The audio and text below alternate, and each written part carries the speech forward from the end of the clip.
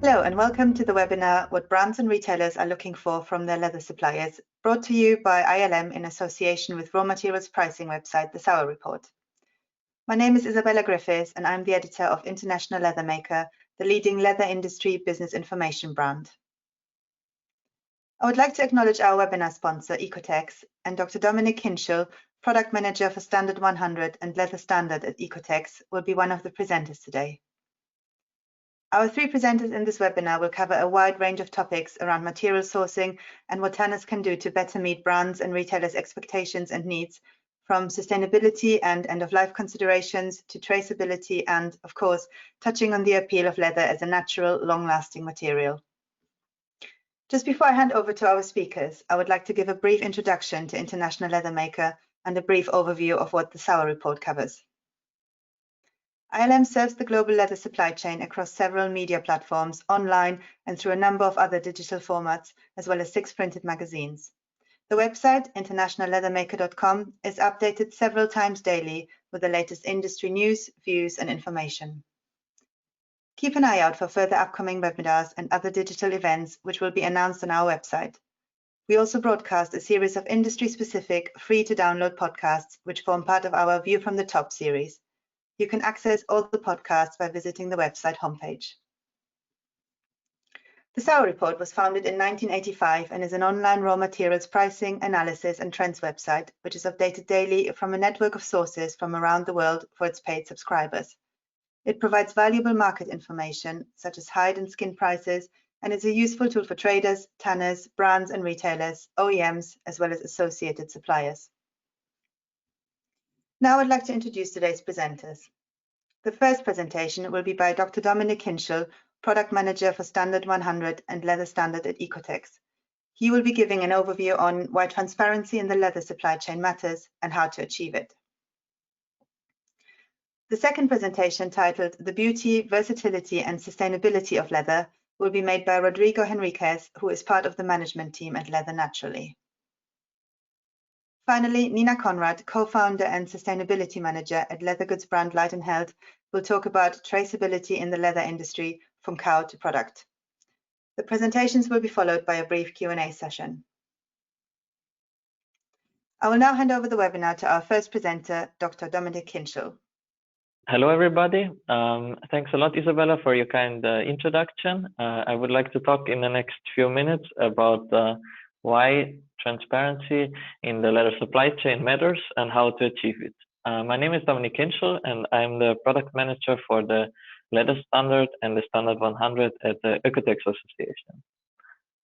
First, I would like to start to explain a bit what Oekotex is in numbers and what we're actually doing.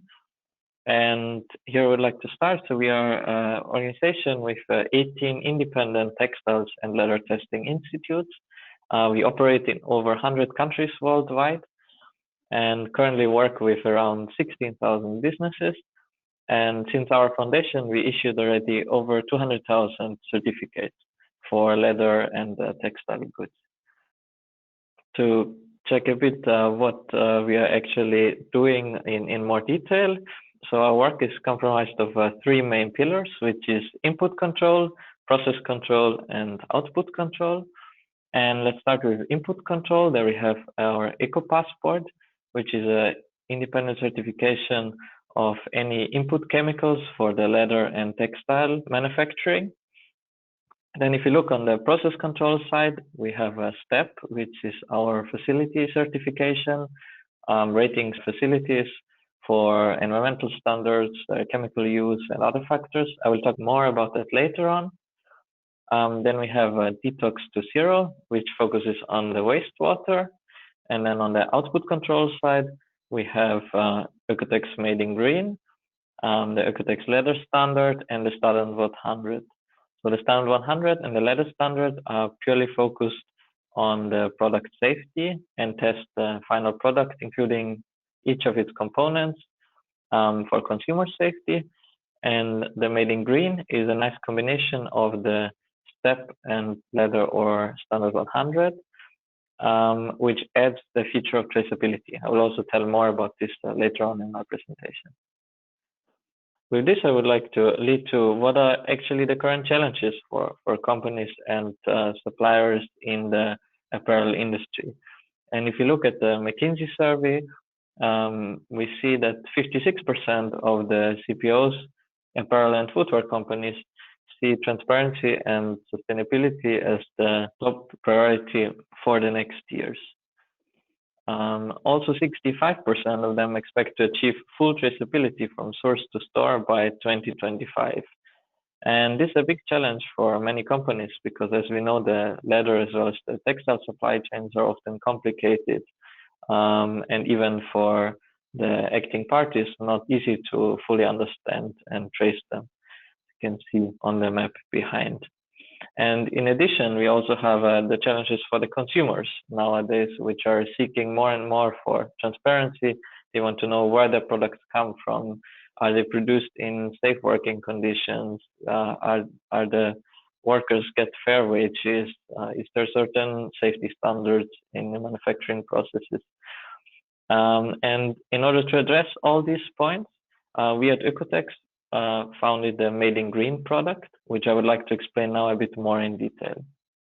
So what does Made in Green mean exactly? Made in Green by Oekotex labeled products have been produced sustainability and can be easily tracked. This includes that they have been tested for harmful substances, so either through the leather standard or the standard 100, that they are made in environmentally friendly facilities, that they are really produced in safe and socially responsible workplaces, and in addition, that the supply chain is traceable via this QR code, which you can see on this Made in Green hang tag, for example, or by using the label number. So for us, really, the traceability is the key feature of Made in Green, which really differentiates it. And I think we're really ahead here and offer both, I think, the industry partners more transparency for their own supply chain, as well as the option to share this information with the end consumer and give them the information: where was my product actually produced, where was it tanned, where was it the making up facility, and how did it end up in the store. So for this, on each of Made in Green certified products, you find one of these hang tags with product ID or a QR code, and then you can either scan the QR code or enter the product ID into our label check on our homepage, and then you will get all this additional information about your product. Looking now on the industry side, what are the requirements to obtain a Made in Green label? Taking the leather product as an example, the leather product needs to be certified according to the leather standard, which applies to all production stages, which have been tested for harmful substances. And in addition, all the production facilities need to have a STEP certification, which then checks for sustainable conditions and social standards, etc. And once all this is achieved, a Made in Green label is issued, which can be applied to the final product and then offers all the features I just mentioned previously. So now I would like to go a bit more in detail on the leather standard and following the STEP standards to understand what's behind the product. And for this, I would like to take an example of a leather jacket, for example. And here really the entire article must be certified according to the leather standard, which then guarantees the consumer that all components of this leather jacket have been tested for harmful substances.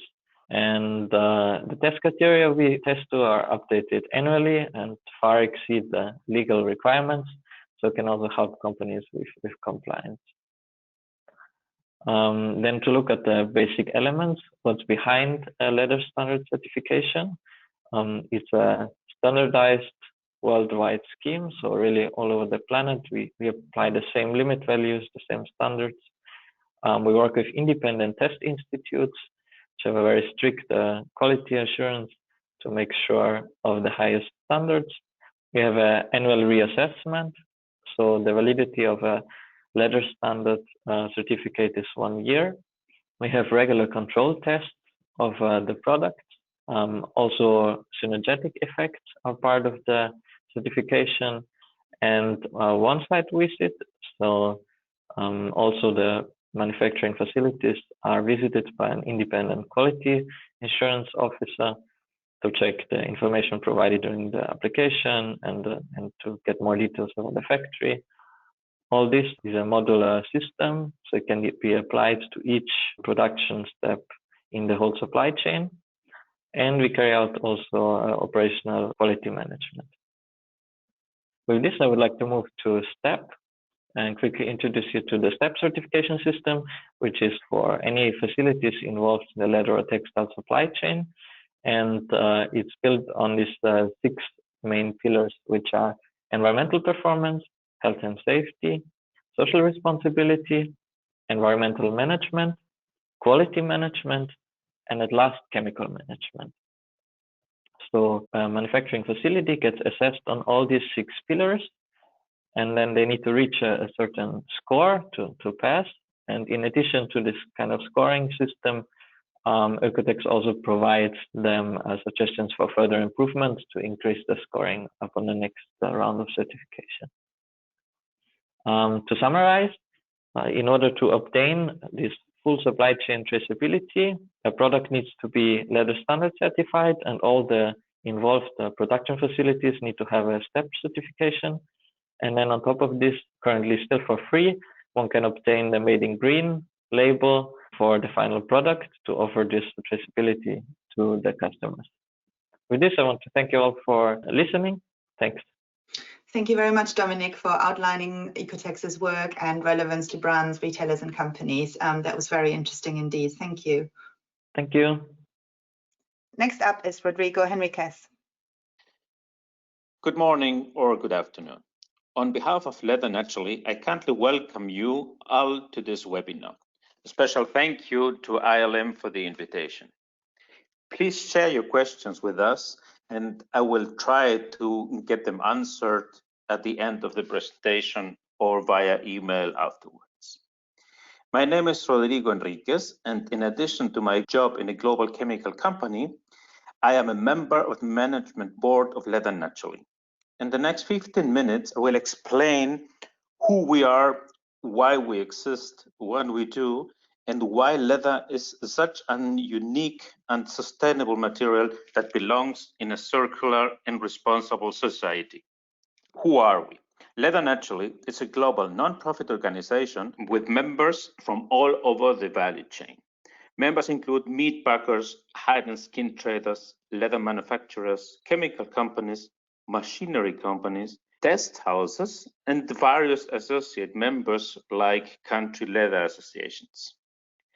Leather Naturally was set up some 12 years ago because the industry felt the need to react to misleading information shared via press and via social media by organizations that used factfully wrong information to damage the image of leather.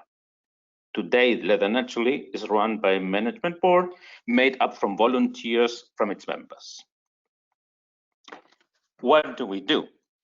Leather Naturally promotes the use of globally manufactured sustainable leather and seeks to inspire and inform designers, creators, consumers, etc.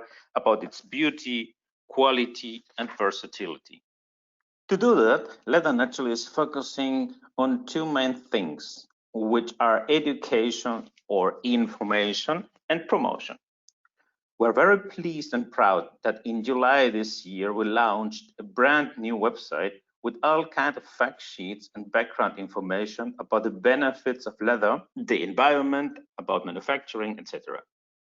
The website is a result of a detailed research on the web and dialogue with different stakeholders to understand the kind of questions that brands and consumers have in relation to leather. It is our goal to become the global resource that gets the fact and understand leather. Via our social media channel, we try to inspire our audience about leather as a sustainable material. Hereby, I invite you to consult leathernaturally.org every time you have a question about leather, or maybe one of your customers asks a question. The fact sheet on the website are very easy to understand and will be available in the coming weeks in different languages besides English and German, also in Dutch, Portuguese, Italian, and Spanish. Why we promote the use of leather? Simply said, because leather is a unique material.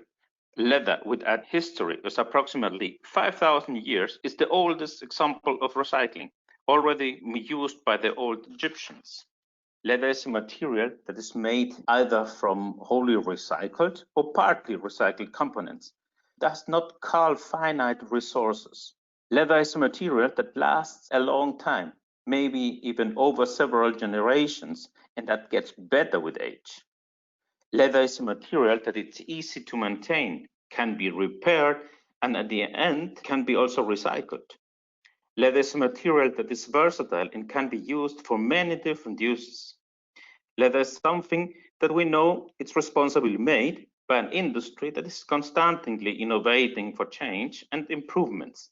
And this is accountable through certification and internationally recognized manufacturing protocols.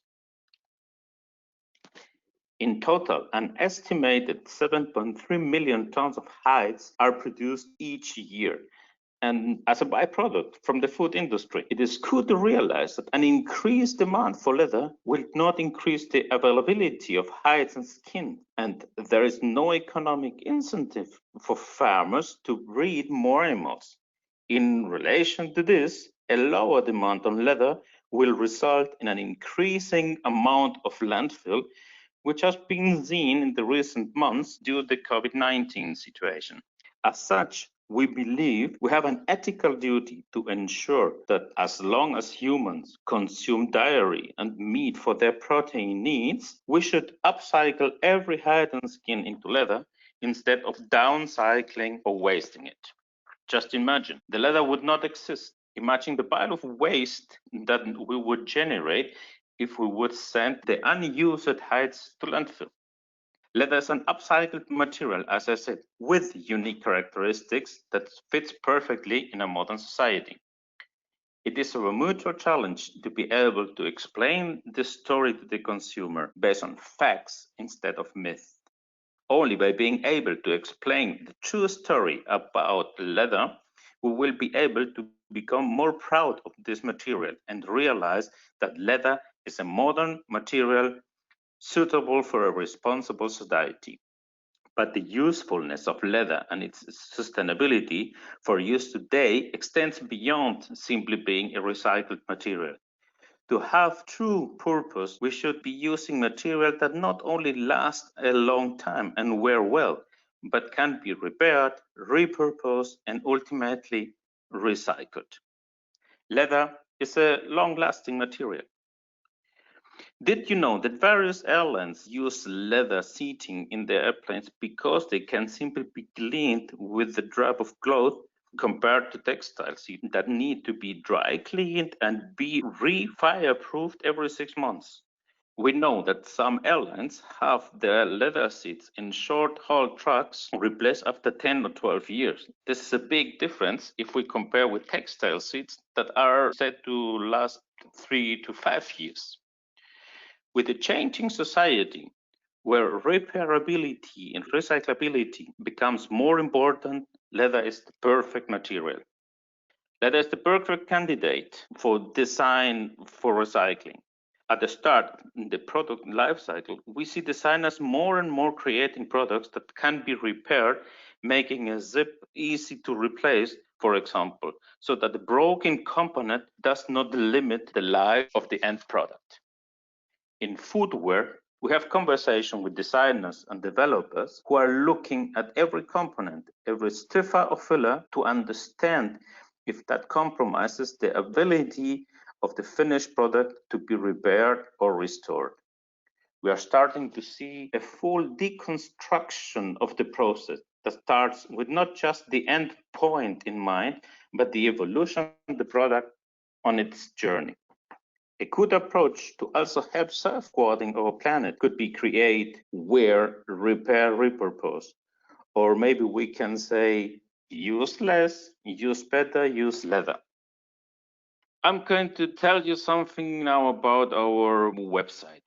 We, as said before, we launched our new website mid-July this year. The new Leather Naturally website has been optimized both in search availability as well as into look and feel.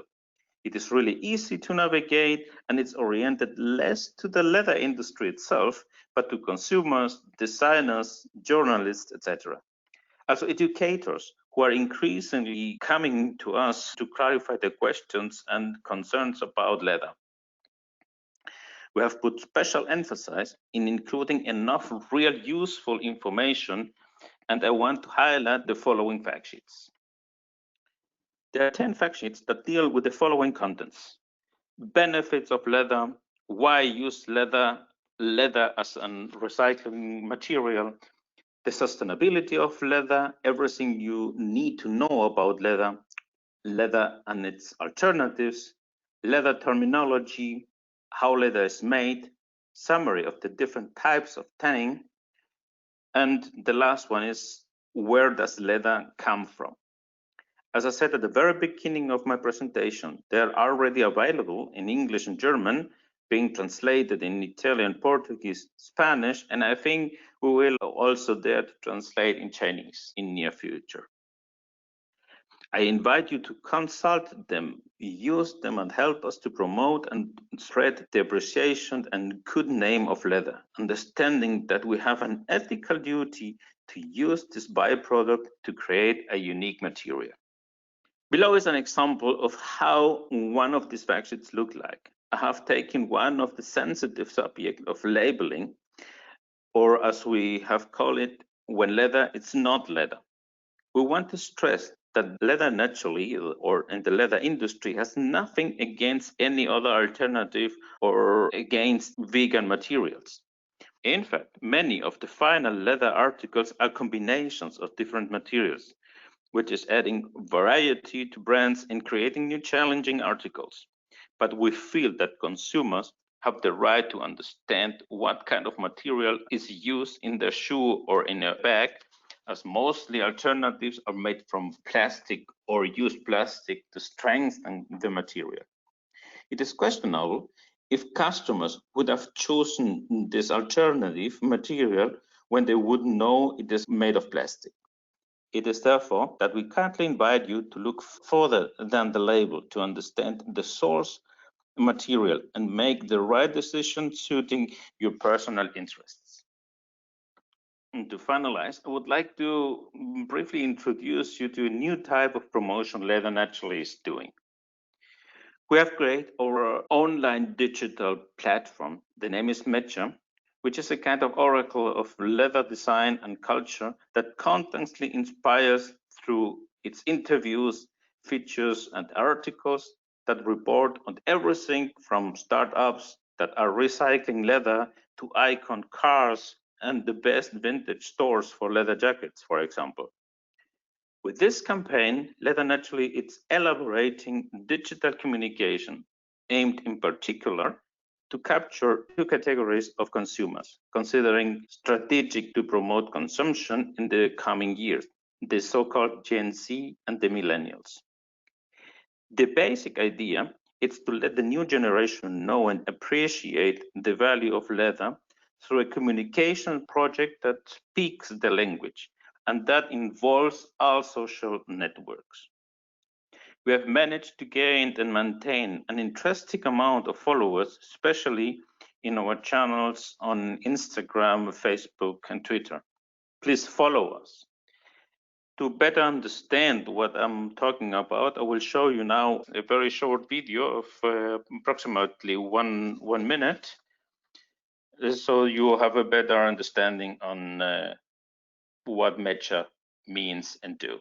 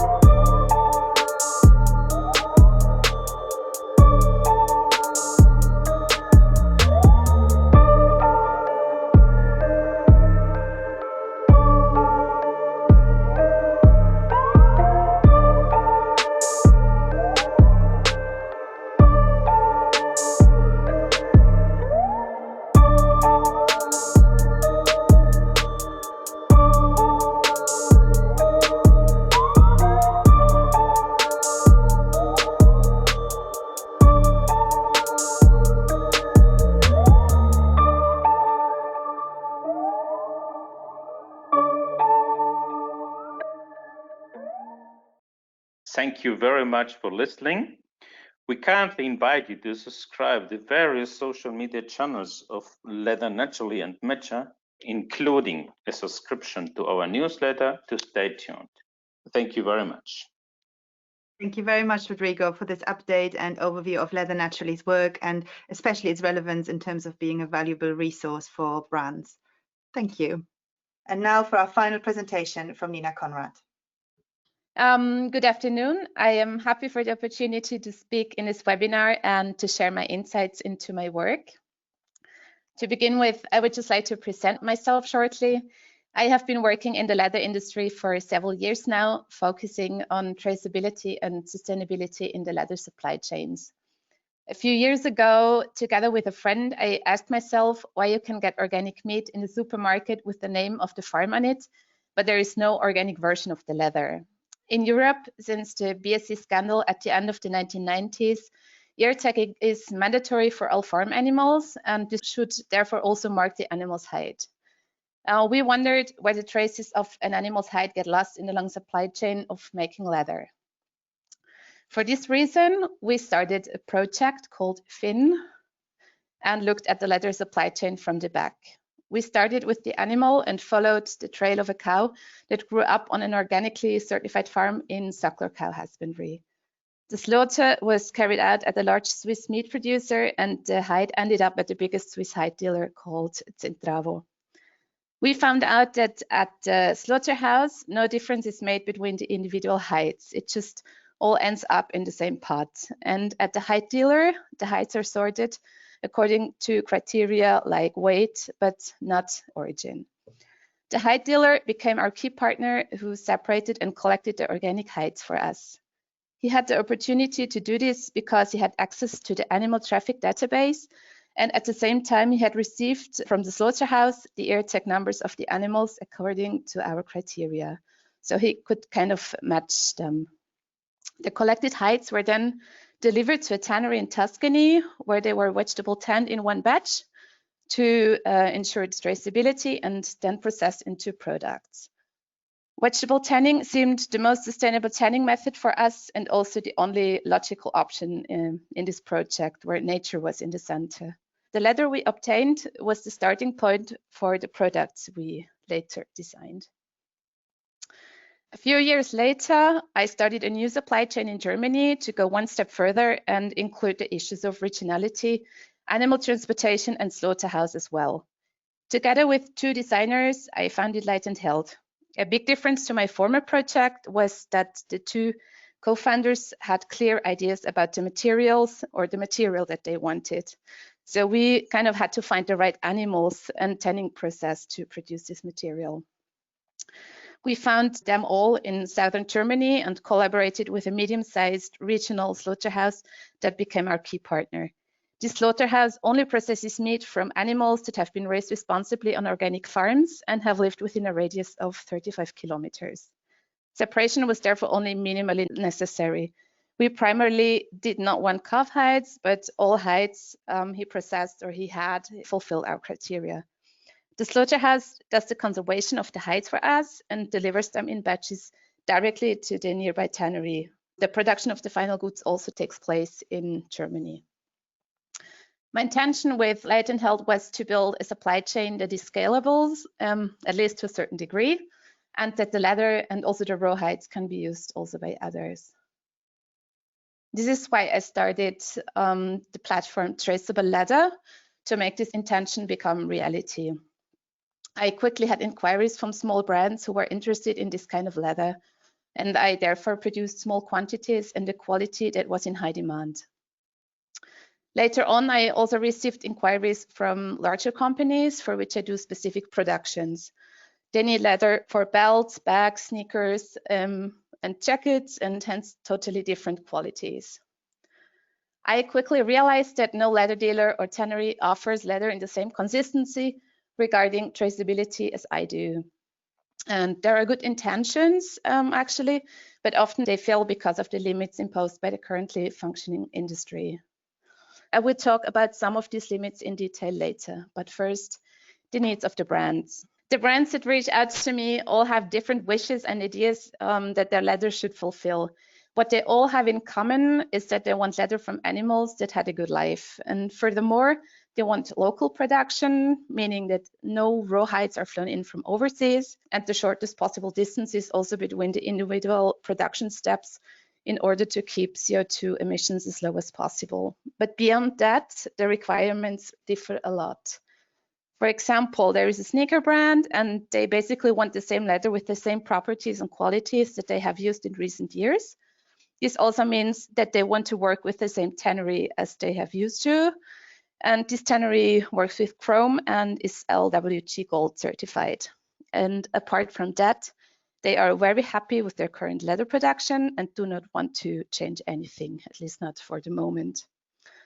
And then on the other hand, one customer is a Swiss fashion brand who focuses on circularity in their products. And for them, a certificate of LWG is simply not enough. They want totally natural material. They don't want any chemicals in the leather and biodegradability of the final material. The leather was recently discussed in an ILM podcast as well, and this is something that many brands and also retailers ask for, and something I unfortunately cannot fulfill. I supply this Swiss brand with vegetable tanned leather from the existing supply chain, and this seemed the most ecologically possible for this brand. But actually, it's not only brands that contact me. One customer is a Swiss rawhide dealer for small animal skins. He has been facing a challenge that since COVID, also hide dealers of cattle know very well, which is the collapse of prices and the surplus of hides. The skins he owns, especially goat, kids, sheep, but also deer, they do not have any value anymore. It is cheaper for tanneries to use skins from India instead of using the local raw material. Now we want to add value to this maybe so-called waste by tanning it locally and showing what an excellent material is produced. We will produce different kind of leather goods, from jackets to shoes to accessories, and make the leather and the skins, of course, also available to other interested brands. Another so-called customer group of mine are farmers in small regional slaughterhouses, especially small farmers who have few animals and also slaughterhouses that process them. They often still have a fairly close relationship with the animals. Currently, they have no influence on what happens to the hides of their animals after slaughter. They end up together with other hides at the hide dealer who resells them. And what they want or wish is a purposeful use of the hides. The farmers don't get money for the hides, at least not in Switzerland or Germany, and it belongs to the slaughterhouse who gets a few cents from the hide dealer, but not more. I have started with different projects in Germany and Switzerland where slaughterhouses and farmers conserve and collect the hides, and we either sell the hides to brands or have leather made from them. Of course, this means a lot of coordination work, but it's actually doable. Finally, I would like to talk about the difficulties and limitations that I encounter in my work. The traces of the origin of an animal's hide are already lost at the slaughterhouse, but at the latest at the hide dealer who sorts the hides according to animal category, weight, quality, etc., but not according to animal husbandry conditions. The animals do have an ear tag and traceability could be established, but only in theory. This is also done by various companies now using very new laser marking systems like ScanHide in Denmark. And with this system, it's technically possible to trace the raw material back to the slaughterhouse and also to the farm level by simply scanning the number.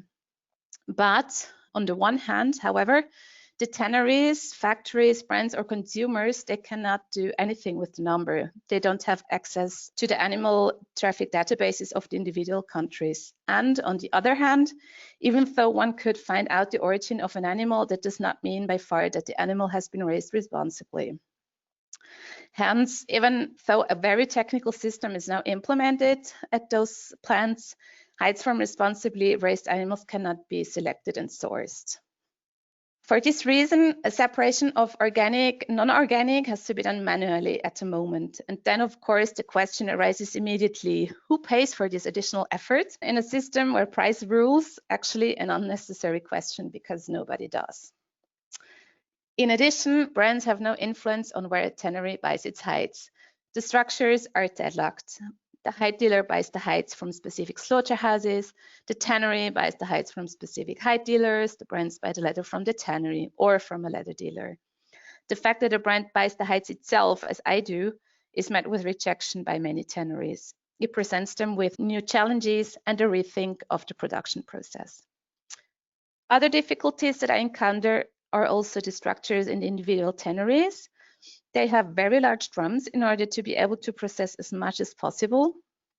And they need large quantities of hides to fill the drums to ensure that the quality of the leather is good. But currently, at least we produce rather small editions, which means that one is very dependent on the goodwill of the individual production managers of the tanneries to use smaller drums or to do the extra work of marking the hides. Another point, it is often said that the quality of hides from responsibly raised animals is less good. Actually, the skin structure is better, but the skin has more flaws, scratches, and scars. The reason for this is simple. The animals live longer, they live outside, and they tend to wear horns. Furthermore, no antibiotics are used as a preventive measure, and there is more insect damage on the hide. From my experience, I can say the few blemishes I encounter are pure nature. Of course, the younger the animal, the better the hide. Leather is a natural product, and if I want a material without any natural characteristics, then I should better switch to plastic. Friends I work with understand that and also appreciate nature. Towards customers, of course, it's a question of communication. One last point is the topics of circularity and biodegradability. Actually, in discussions about circularity, there is always talk about closing the loop inside of the production of leather. But what can be done with finished leather products at the end of their lives is unfortunately only very rarely discussed. For brands as well as consumers, the topic of what can be done with a leather product at the end of its life is very important, and also a point that brands take into account when choosing the material for their productions. So what I can say is that there is still a lot to do, but I can also say that the demand for leather from responsibly held animals is rising, not only on the part of brands, but on the part of the consumers too. I thank you very much for your time, and bye-bye. Thank you very much, Nina, for this really insightful and informative presentation and for giving us an overview of your work and the traceability and transparency measures you are implementing. You can post a question to any of the presenters using the GoToWebinar control panel on your screen. Questions that we haven't covered today will be forwarded to our speakers so they can respond to you. Please make sure you specify the name of the presenter your question is addressed to. So Dominik, I have a few questions for you. The first one is twofold. Tanners, brands and retailers have a number of environmental certifications which they can be assessed against.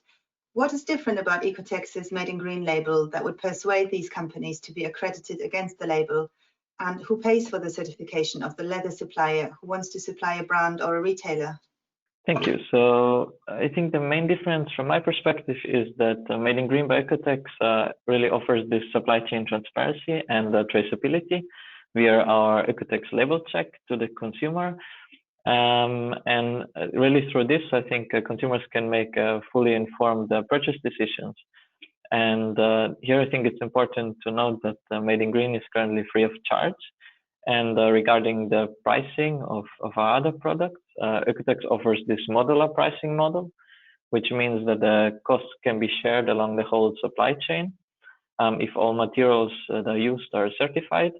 And to name an example, maybe to illustrate this, so if company A produces leather, company B produces zippers and buttons, and then company C combines these two into a leather jacket, then each of the companies can get their products leather standard or standard 100 certified, and their facilities STEP by Oekotex certified, and then the costs are therefore shared across all the three companies, and this is our modular approach.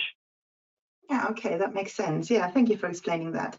And do you see an increased demand for chemical testing and chemical compliance, specifically in leather articles, and in particular to certify eco-friendly and or natural origins? Yes, so we definitely see an increased demand for chemical testing, and I think this is well reflected by the increase in certification which we had in the past financial year, despite the COVID-19 crisis, or maybe even because. the demand for eco-friendly and environmental friendly products is definitely increasing during these times. And also, I think global and regional regulations are getting stricter and stricter, and this brings companies to seek for chemical testing to ensure compliance with this new regulation. And regarding eco-friendliness, I think STEP is here, our main product to highlight, where we really ensure environmental friendly production and also like the social standards and fair working conditions, fair wages for the employees to highlight. And also here we see an increased demand. Okay. And are consumers more in tune with traceability nowadays, especially for leather? And what pressures does this put on brands to deliver this information and certification? And maybe in what way does the certification help in this respect? So I would say yes, definitely. And I count myself in that as a consumer, I'm highly interested where the products I buy come from and under which conditions they are produced. And here I think especially social conditions are very important. For example, fair wages, working conditions, safety at the workplaces, as well as I think mentioned already the traceability. I think people nowadays are very curious and really care about where the products come from, if they travel around the whole globe or not. And I think any certification can help with this respect and can provide some more safety or more information to the consumer, but also ensure, I think, the companies that their quality management works well and that they produce high quality products under socially fair conditions.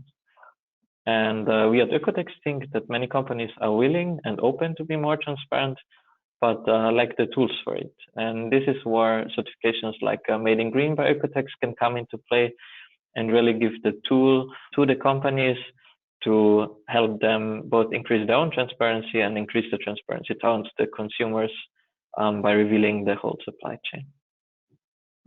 Yeah, so as you say, it's a very valuable tool for both the brands and the consumers on the other end. Thank you very much, Dominik. That was very interesting. Thank you. Thank you. Rodrigo, I have a few questions for you. Do brands increasingly call on Leather Naturally to help communicate a positive narrative about leather? And if so, what are your tips for brands in this respect? How can they themselves communicate to their consumers a more positive message? I will maybe start with the tip, Isabella. I think it is fundamental that we feel proud and believe in our material. And this also means being transparent with the information. We see that more and more people know us now and come to us to get the required information about leather. And the information is available. My tip is make information available. Continue with this. Brilliant. So yeah, transparency and openness is key here, isn't it? Exactly. And you mentioned design for recycling in your presentation. Do brands have to change their design approach and factor end of life and recyclability of their products and components and materials into the whole design process from the start? And is leather an ideal material for this? Oh, this is a big question. Thank you very much. I will try to answer very shortly, Isabella. I say yes, and I say it with humility. As an inhabitant of this planet, I believe that we must learn to consume better and avoid the production of garbage. Surely leather is, for this, absolutely the material to take into account. Yeah, absolutely, I agree. And finally, with regards to Mecha, how do you capture the interest of Gen Zs, in particular the younger generations, in the material leather when many are really more concerned with how a product looks or whether it's just cool? Do you think, have young generations lost their connection with leather? I think we all lost a little bit the sense of the real value of things. In sense of what they cost in terms of time and energy and resources. With Mecha, we show the audience the beauty of the product with the vintage and also contemporary examples that show that leather has no age for design. That leather was cool 50 or 100 years ago, and it's also cool today.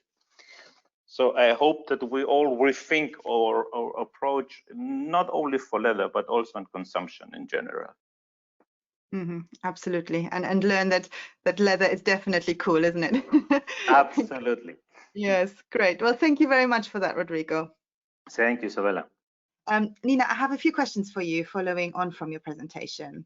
Firstly, how do you envisage that the sourcing and traceability models that you are implementing at Leit Held can be scaled up for larger brands? Well, the concept as we implemented at Leit Held is scalable, obviously to a certain degree only. Limits are basically set by agriculture and the meat and dairy industry, which determine how much organic meat and dairy products are produced and how and where the animals are slaughtered. However, the market share of organic animals, organic meat and dairy products is constantly increasing. For Leit Held, we use only a small part of the hides available at the slaughterhouse we work with, and the rest goes the normal way to the hide dealer and later on to a tannery. Furthermore, this slaughterhouse is only one of many in Germany that would like to sell us the hides and ensure that they are handled with care. And it's just that I have too little demand from the side of the brands at the moment to process them all. It's actually a very simple concept where little technology is involved, in contrast to all the laser methods that are emerging now. And I'm sure that the simple concept for separation and traceability could also be implemented at larger slaughterhouses. It just needs some good imagination. So you're confident that your model is scalable and it depends on demand from brands as well, predominantly.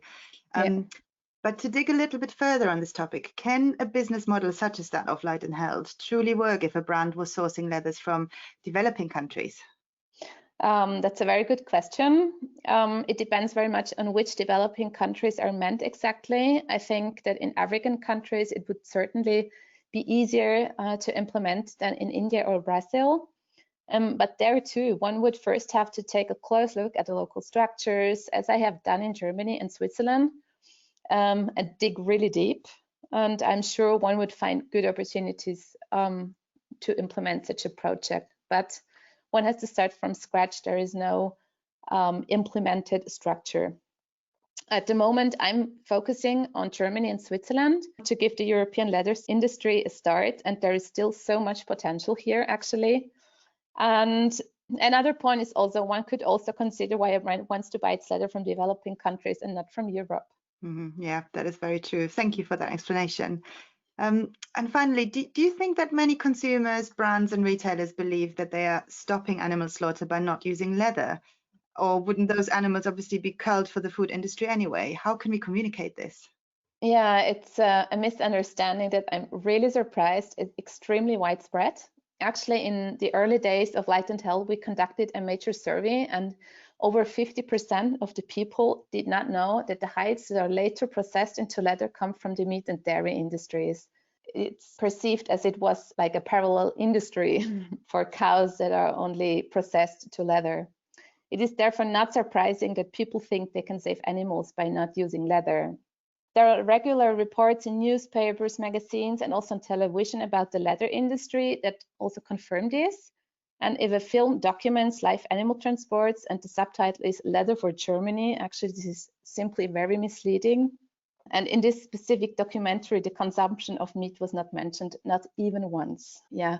And I therefore consider it absolutely essential to address consumers directly with projects like Leit Held and to show them the structures of the industry with beautiful pictures and simple words.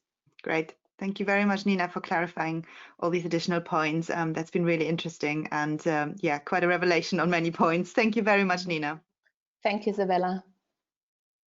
So this concludes our webinar for today. A big thank you to our presenters for sharing their knowledge and insights. I would also like to thank Oekotex once again for the sponsorship. We will be posting the full webinar online shortly in case you would like to listen to it again. A link to the recording will be also sent out to everyone who registered for today's presentations. Finally, you will now be asked a short survey about today's webinar, which will give us valuable feedback to ensure we're offering content that continues to be of interest to you. As mentioned at the beginning, ILM and the Sauer Report will be hosting more free-to-attend webinars, as well as new podcasts over the coming weeks and months, so please keep an eye out for future topics on the ILM website. Our contact details can be seen on the screen in front of you now. Thank you for listening, and goodbye.